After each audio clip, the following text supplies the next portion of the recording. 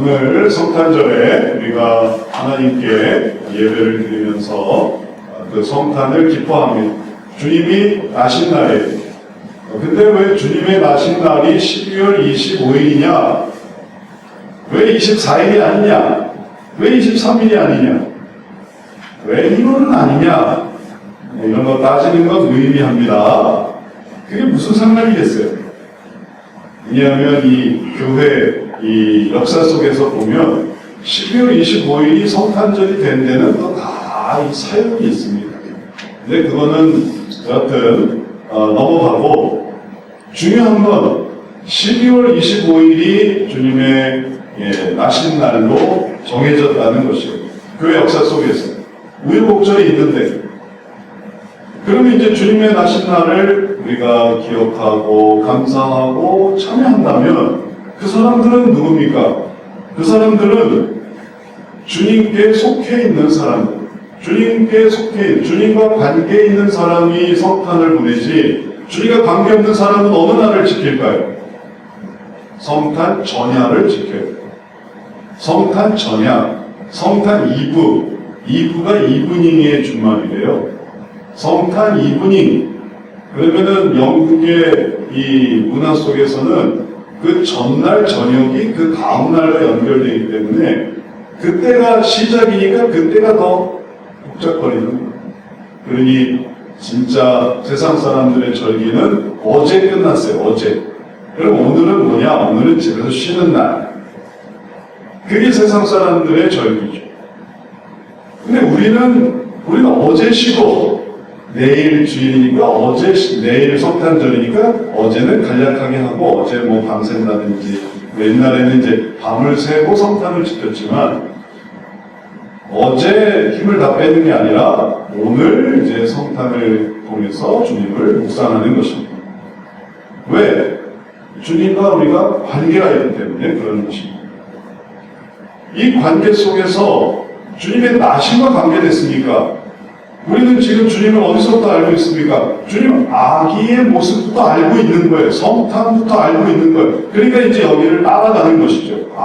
우리가 주님이 태어나신, 사실 주님이 태어나신 거는 2000년 전이니까 나이로 보면 우리보다 많으신 겁니다. 네, 인간적인 나이로 보면, 영원한 나이로 보면 영원하신 분이시지만 근데 그 아기였던 모습을 따라가니까 그 다음에 따라가는 거예요. 그 다음에 따라가는 게 어디로 따라가겠습니까? 청년의 모습, 소년의 모습을 따라가. 그 다음에 그 예수님이 성인이 된 모습을 따라가. 그 예수님이 성인이 되어서 공생의 3년 속에서 그리스도의 죽으심을 경험하십니다. 십자가에서 죽으심을 경험하십니다. 그걸 따라가는 거예요. 그리고 죽으셨다가 3일 만에 부활하십니다. 계속 따라가요. 그 다음에 부활하신 주님이 어떻게 되셨습니까? 승천하세요. 그러면 거기에 따라가는 거죠. 나도 그 주님께로 나가고 싶다. 그래서 천국이 열리는 거예요. 우리가 아는 이 아기 예수님으로부터 성장하고 죽으시고 부활하시고 승천하시는 그 모든 과정을 통해서 우리의 눈이 쭉 해서 하늘로 향하는 거예요. 그래서 제자들이 승천하신 주님을 쳐다보는 것처럼 우리도 천국을 쳐다보는 거예요. 예수님이 가신 그 천국, 우리가 아기 예수님을 찬양했던 그 예수님이 가신 그곳을 우리도 이렇게 바라보게 됩니다. 그게 뭡니까? 그게 관계죠. 그게 관계. 그래서 성탄에 우리가 했던 그 일들이 주님과 관계. 예수님이 소년의 성전에 이제 올라가신 그 일을 보는 게 우리가 관계예요. 그의 생애를 아는 게 우리가 관계예요. 그리고 그의 공생에 예수님께서 천국이 가까웠느니라 하고 세상의 복음을 전파하신 걸 아는 게 관계고, 죽으심을 아는 것이 관계고, 부활하심을 아는 게 관계고, 승천하심을 아는 게 관계니 그 관계 속에서 주님이 우리를 불러주십니다. 왜냐하면 우리가 주님을 보는 것처럼 주님도 우리를 보고 있기 때문에 그래요. 진짜 어떤 인간 아기가 아니기 때문에 참 인간이시지만 그의 본질은 하나님의 아들이십니다. 그러니까 아기로서 우리를 만나 주셨지 진짜 인간 아기의 어떤 그런 기억을 못하고 혹은 알지 못하고 이런 게 아니고 그렇기 때문에 우리가 예수님을 아기로 할 때 주님도 아기로 우리를 만나주시는 거예요. 우리가 소년의 예수님을 할 때 주님도 우리를 아시는 거예요. 죽으심 속에서 2000년 후에 주님을 믿을 우리를 아시는 거예요. 그러니까 관계가 계속 맺어져서 우리가 부활하시고 승천하신 주님께 향해서 주님 제 영혼을 받아주십시오 라고 할 때 주님도 아시는 거죠. 왜냐하면 우리가 주님의 이 생일부터 따라왔거든요. 그걸 아시는 거예요. 이제 우리가 이러한 주님과의 관계를 성탄절에 잘 맺으려고 할 때 주님이 어떤 분이신가를 다시 한번 잘 기억하는 것이 중요합니다. 우리의 초점은 예수 그리스도에게 있는 거예요. 여기서 초점이 조금만 빗나가면 예수님이 안 보이는 거죠. 예수님만 보면 예수님에 딱 초점이 맺혀지는 건데 여기서 조금만 달라져도 다른 엉뚱한 게 보이는 것입니다. 방향이 달라지는 거예요. 예수님만 보고 갈 때 예수님은 어떤 분이셨습니까? 그 예수님은 오래전부터 준비되고 기다려왔다가 마침내 하나님에 의해서 이 세상에 오신 분이세요. 예수님의 나심은 즉흥적인 게 아닙니다. 예수님의 나심은 우연히 된 것도 아닙니다. 예수님의 나심은 만세 전부터 예언되었고 준비되었다가 때가 돼서 딱 이루어진 거예요. 그 모든 게 시줄과 날줄처럼 정확하게 딱 이루어졌습니다. 성경에서 우리가 그것을 보게 됩니다. 예수님의 나신 일이 그냥 뚝딱 된 게 아니라 그때 무슨 일이 있었냐면 그때에 예수님이 나실 그때에 가이사 아구스토가 영을 내려 천하로 다 호적하라 했으니 이 호적은 구레뇨가 수리아 총독이 되었을 때 처음 한 것이라. 가이사 로마 제국의 지배를 받고 있었는데 가이사 황제가 가이사 아구스토가 영을 내려 천하로 다 호적하라 했습니다. 왜 호적하라 했냐면 이게 세금과 관련되어 있기 때문에 세금을 거두려고 할 때 사람이 몇 명인 줄 알아야 돼요. 그래야 그 땅에서 세금을 다 너희들이 몇 명이지 세금을 내라. 그래서 명수를 알아야 돼요. 그러니까 호적을 하라고 하는 거예요. 제국주의에서 세금을 먹기 위해서 시작한 일인데 그렇게 시작을 하다 보니까 이제 자기 호적대로 가야만 하는 것입니다. 내가 이곳에 내 뿌리가 있는 사람이냐, 내가 이주민이냐, 아니면은 또 그 사람 그 당시에 왔다 갔다 하는 사람도 있으니까 내가 상인이냐, 여행자냐, 거주자냐, 그리고 내가 거주하면 내가 어디에 속해 있느냐, 그래서 나 호적하는 거 아닙니까? 그래서 호적을 하게 한 거예요. 그러니까 멀쩡하게 있던 요셉과 마리아가 호적을 위해서 움직이기 시작했어요. 움직이지 않을 수도 있었지만 가이사가 이런 명령을 내립니다. 그럼 이 일이 그냥 된 거냐? 그런 게 아니에요. 요셉과 마리아를 움직이게 하기 위해서 하나님께서 호적이라는 그 다음에 이 세금이라는 이런 방법을 사용하신 거예요. 그러니 예수님 태어나시기 바로 전 상황도 이게 다 하나님의 계획 속에서 이루어진 것입니다. 그런데 이 계획은 이 가이사의 호적 명령과 하나님의 이 계획하심 속에서 이루어졌는데 이 계획은 사실 그 전에 있던 무슨 계획 때문에 이루어진 거냐 하면은 하나님께서 그리스도를 보내주신다라는 계획 속에 있었습니다. 그래서 이가서 5장 2절에 보면 베들레헴 에브라다야 너는 유다 족속 중에 작을지라도 이스라엘을 다스릴 자가 내게로 나올 것이다. 그의 근본은 상고에 영원에 있느니라. 베들레헴에서 주님은 그리스도를 보내신다는 이 약속을 해주셨습니다. 이 약속이 있기 때문에 베들레헴에서 그리스도가 난다는 것을 나중에 동방 박사들이 예루살렘에 찾아왔을 때 헤롯과 서기관들이 알아낸 거예요. 왜냐하면 이 예언이 있으니까. 그리고 이 예언 때문에 베들레헴으로 요셉과 마리아가 움직이도록 하나님께서 이 전체의 이 판세를 바꿔주신 것입니다. 얼마나 신기해요. 여행을 하게 된 이유가 있고, 그리고 이유 속에서 가야 할 곳이 있고, 그리고 그 가야 할 곳에 요셉과 마리아만 움직이면 도대체 아기를 왜 구유에 누이겠다는 것입니까? 근데 이게 표적이란 말이에요. 아기가 구유에 놓여야 돼요. 아기가 구유에 놓이지 않으면은 이게 그리스도가 아니에요. 구유에 놓인 아기가 표적이란 말이에요. 그러니까 아기를 구유에 놓이려고 하니까 요셉과 마리아만 움직이면 안 되고 다 움직여야 되고, 그러니까 일이 그렇게 됐다고. 그래서 이 모든 것이 다 하나님의 계획 속에서, 완전한 계획 속에서 사람들이 많이 움직이게 하시고, 그러니까 호적으로 베들레헴에 갔는데 여기에 있을 곳이 없는 거예요. 있을 곳이 없으니까 어디로 갔냐면은 말구유, 외양간으로 가게 된 겁니다. 그리고 아기를 낳아서 거기서 말구유, 그 외양간에 있는 말구유 염을 통해 그걸 잘 닦아서, 그래서 거기서 아기를 누였으니 이 모든 것이 얼마나 하나님의 계획 속에 있었어요.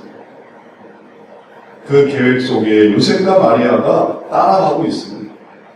그래서 우리가 본문 말씀에도 나오지만 모든 사람이 호적하러 각기 고향으로 돌아갑니다. 사람들이 많이 움직이게 되었죠. 요셉도 다윗의 집 족속이므로 갈릴리 나사렛 동네에서 유대를 향하여 베들레헴이라는 다윗의 동네로 그 약혼한 마리아와 함께 호적하러 올라가니 마리아가 이미 잉태했더라. 그래서 마리아를 데리고, 마리아는 아직 그 약혼한 그 상태로, 다시 말해 결혼은 했지만 아직 약혼한 상태니까 이 정상적인 부부관계를 하는 그런 상태는 아니고, 결혼은 했지만 대련은 왔지만 이제 아이를 낳기까지 그 아이는 성령으로 잉태된 아이이기 때문에, 그래서 그 아이를 그 아내와 함께 호적하게 해서 가는데 마리아도 남편만 보낼 수가 없는 거예요. 내가 몸이 이런데 남편만 보낼 수가 없고 나도 호적을 해야 되기 때문에 내가 요셉의 이 호적에 올라가 있는 거예요. 마리아도 마리아의 호적이 있죠. 하지만 요셉의 호적이 있어요. 그러니까 마리아도 요셉을 따라서 베들레헴으로 가게 되는 것입니다. 하나님은 이런 건 가르쳐 주시지 않았어요. 가브리엘을 통해서 내게서 낳을 아들이 어떠한 아들이다라는 건 알려주셨지, 너희가 이런 식으로 이렇게 되리라 하지 않았습니다. 근데 그건 말할 필요가 없었어요. 왜냐하면 하나님께서 그 모든 사람들을 완벽한 계획 속에서 만들어 가고 계십니다. 그래서 잉태된 상태에서 가면 출산할 수도 있을 것 같은데 그 위태로운 상황에서 하나님께서는 오히려 여행을 떠나게 하시고, 그리고 마리아가 남편 요셉 기준으로 호적지인 베들레헴, 거기는 다윗의 동네였어요. 다윗의 동네로 가게 하시고, 그리고 거기서 거할 곳이 없게 하시고, 그리고 거기서 아이를 낳게 하시고, 그리고 예수님이 태어나셨던 것입니다. 만약에 우리 기준으로 보면 얼마나 불편한 일입니까?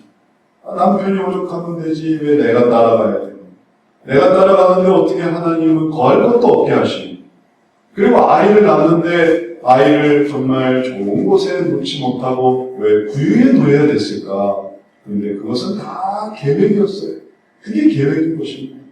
더 화려하고 더 편안하고 더 안락했으면 좋았을 것 같은 것은 우리의 계획이지만, 하나님은 구유에 놓인 아기를 보리니 그것이 너희의 표적이 될 것이다. 이것이 주님의 약속이었기 때문에 그 약속을 이루기 위해서 요셉과 마리아를 그렇게 인도해 주셨던 것입니다. 그러니 이 과정을 보면 얼마나 기가 막힙니다. 그리고 그 속에서 예수님이 태어나셨으니 예수님은 얼마나 그 예비하심과 인도하심 속에서 이루어진 것입니다. 하나님은 그렇게 하신 거예요. 요셉과 마리아가 태어날 예수님을 베들레헴에서 만날 수 있도록, 부모도 아기를 만나는 거죠. 이 귀한 아기를 만나는 거죠. 그 아기를 그렇게 만날 수 있도록 요셉과 마리아를 인도해 주셨던 것입니다. 이걸 우리가 보면서 예수님의 태어나심에 관한 이 스토리를 이렇게 보면서 우리들이 깨닫는 중요한 건 뭐냐면은, 우리도 그렇다는 거예요. 우리도 하나님의 세심한 계획과 예정하심 속에서 그리스도를 만나게 됐다는 것입니다. 우리가 어떻게 그리스도를 만나게 됐을까요? 그 부모님 밑에서 태어났어요. 그 부모님을 통해서 알게 됐습니다. 그러니까 예수님을 만나게 된 거죠. 그렇게 해서 만나는 사람이 있고, 또는 형제를 통해서 만난 사람이 있습니다. 뭐 언니가 데려가요, 누나가 데려가요, 형이 데려가요. 같이 가지 않을래? 그래서 형 따라, 누나 따라, 언니 따라, 혹은 동생 따라, 그러면서 교회를 가요. 그러니까 그게 놀라운 계획인 것이죠. 가족관계가 아니어서도 교회를 또 다닐 수도 있습니다. 예수님을 만날 수가 있습니다. 친구로, 혹은 선배로, 후배로, 혹은 동료로 그렇게 하면서 하나님께로 나오게 되는 거예요. 그러면 이 모든 과정이 예수님의 나심과 비교해 보니까 예수님의 나심도 이렇게 시줄과 가로, 세로 이렇게 딱 연결되는 딱 초점이 있는 것처럼 예수님도 오래전부터의 일들과 현재의 일들이 딱 만나서 태어나신 것처럼 우리도 얼마나 이 시줄과 날줄처럼 가로, 세로의 그 줄이 딱 만나는 것처럼 어떻게 그렇게 딱 만나게 됐습니까? 그걸 우리가 뭐라고 말하냐면 우리가 하나님의 인도하심 속에서 예수님을 만났다라는 것이에요. 즉흥적인 게 아니고 우연한 게 아니고 어쩌다 생긴 게 아니고 주님이 다 예비하신 거죠. 그 부모님 밑에, 그 형제 옆에, 그 사람 옆에. 그래서 이게 딱 만나니까 그걸 통해서 연결이 돼서 그리스도를 만나게 된 거예요. 하나님의 온전한 계획과 나에 대한 온전한 계획이 그리스도를 만나는, 그리스도를 직접적으로 만나는 그러한 놀라운 관계가 형성이 되는 거예요. 이걸 부정한다면 그러면 모든 주님과의 만남이 뭐가 되겠습니까? 그건 그냥 즉흥적이고 우연적이고 혹은 무의미하고 그러나 하나님 안에는 그런 게 없어요. 하나님 안에는 그렇게 즉흥적이고 우연하고 뭐 어쩌다 되고 이런 게 하나도 없습니다. 하나님은 그걸 다 완료하시는 분이에요. 왜냐하면 하나님은 그걸 다스리시기 때문에 그런 것입니다. 이제 이 세계를 우리가 받아들여질 때 내가 그 계획 속에 주님을 만난 거구나 할 때 그 계획에 동참하는 거예요. 그걸 받아들일 때 동참하는 거예요. 우리의 삶 속에서도 그 계획대로 이루어지는 게 있습니다. 예를 들어서 예약을 통해서 이렇게 운영되는 장소들을 한번 생각해 보세요. 뭐 여행을 간다. 그냥 우연히 가는 게 아닙니다. 다 계획이 돼 있어요. 예약을 해야 돼요. 준비를 해야 됩니다. 과정을 거쳐야 돼요. 그래야 어느 위치에 어느 곳에 가서 딱 머무를 수가 있는 거예요. 근데 장기간 머문다고 생각해 보세요. 장기간 머무는 것은 더 준비를 해야 돼요. 우리나라에서 집을 구한다, 거처를 구한다, 3달 전부터 예비를 해야 돼요. 알아보고, 준비하고, 계약하고, 또 사인하고, 그리고 또 거기에 등록하고, 그래야만 그곳에 머무를 수 있는 거예요. 천국은 어떻겠습니까? 천국은 그냥 우연히 그냥 내가 가고 싶습니다 하면 또 갈 수 있는 그런 것이 아니죠. 하나님의 나라는 하나님의 관계가 있어야 되는 거예요. 그래서 이게 하나님의 계획이구나, 인도하심이구나 이걸 깨닫고 거기에 따라가면 주님의 계획 속에 이제 일이 이루어지는 것입니다. 예수님이 그 구유에 나신 게 계획이었네. 요셉과 마리아가 베들레헴으로 간 게 그게 계획이었네. 그때 호적 조사를, 호적을 조사한 게 그게 하나님의 계획이었네. 다 알게 되는 거예요. 그 계획이 펼쳐지는 거예요. 하나님의 뜻 속에서 나타났던 그 계획이 알게 되는 것입니다. 그러니 그 계획 속에 들어가 있는 우리는 얼마나 감사한 것입니다. 그렇게 만난 예수님은 얼마나 귀한 분입니까? 그러니 기쁨으로 계획되어 있습니다. 그 다음의 길을 함께 할 수 있는 어떤 계획되어 있습니다. 그 장면이 바로 예수님이 태어난 그 순간의 모습입니다. 거기 있을 그때에 해산할 날이 쳐서 첫 아들을 낳아 강고로 쌓여 구유에 누웠으니 이는 여관에 있을 곳이 없음이로다. 그것이 낭패나 혹은 또 어려움이나 혹은 또 실패나 좌절이 이게 아니고 그게 하나님의 정확한 계획 속에 하나님께서 해산할 날이 첫 아들을 낳아서 강고로 싸서 구유에 누였고 그리고 여관에 있을 곳은 없었던 것이었지만 그러나 너희가 이 베들레헴에 가서 강고에 쌓여 구유에 놓인 아기를 보리니 그가 너희에게 주신 구세주라. 이 말이 딱 이루어지는 것입니다. 그게 예수님의 이 세상에 오신 시작이었어요. 이제 이 아기 예수님을 우리가 기억하고 이제 그 예수님을 우리가 믿고 의지할 때 그 다음 단계를 우리가 따라가게 돼요. 그러면 이게 예수님의 예언의 성취였으니까 그 다음에 예언의 성취가 또 있습니다. 다음 예언의 성취. 과거로부터 현재까지 온 예언의 성취가 예수님입니다. 이제 시간에 맞춰 오신 예수님을 만났으니 이제 그 예수님을 따라서 그 다음 단계를 가면 앞으로 어떠하리라 한 그 예언도 이루어지는. 왜냐면 여기서 이루어졌으니까 그 다음에 이루어지는 거죠. 우리가 버스를 탈 때도 그 버스가 몇 시에 언제 어떻게 온다라는 걸 알고 있으니까 그 버스가 몇 시에 어디로 갈 거다라는 것도 알지 않습니까? 왜냐하면 그렇게 왔으니까. 그것 때문에 그 다음에 어디로 갈 건지를 알 수 있는 거죠. 그래서 이러한 예언 속에 우리가 어디로 나아갑니까? 주님의 복된 삶으로 나아가. 주님의 구원으로 나아가. 인생의 영원으로 나아가. 그래서 하나님께서 행하시는 모든 일에 우리가 동참하게 될 것입니다. 이것을 우리가 오늘도 다시 한번 깨닫습니다. 그래서 오늘도 이러한 예수님 우리가 다 그런 예정과 인도하심 속에 이곳에 모이게 된 거예요. 그리고 이곳에서 그렇게 이 세상에 오신 예수님을 만나는 것입니다. 그런 만나는 그 예수님 기뻐하고 감사하고 또 찬양하고 그것을 통해서 하나님께로 나아가는 우리 모두가 되시기를 바랍니다. 이제 말씀을 마치겠습니다. 예정대로 오신 예수님 기억하면서 그 예정에 따라 성도로 부르신 그 부르심 우리가 순종하고 이게 하나님의 부르심입니다. 이걸 기억하고 따라서 이제 그 다음 단계 나아가는 신실한 성도가 되시기를 주의 이름으로 축원합니다. 기도하겠습니다.